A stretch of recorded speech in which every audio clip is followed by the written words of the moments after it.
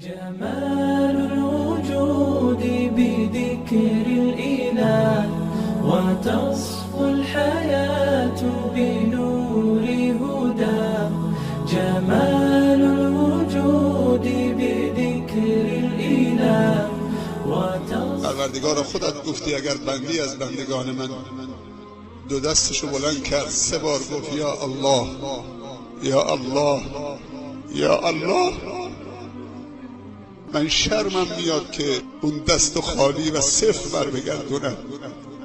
پروردگارا ما دستان نیاز رو بلند کردیم، ما نیازمندیم، به در خانه توی بی نیاز آمدیم.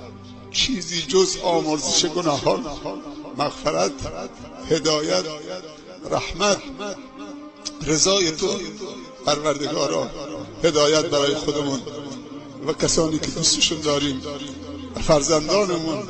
پروردگارا ما را بندگان خالص و مخلص خودت قرار بده. پروردگارا ما را عفو بفرما، پروردگارا ما را عفو بفرما، پروردگارا ما را عفو بفرما، پروردگارا ما را عفو بفرما، از تقصیرات ما در بگذر.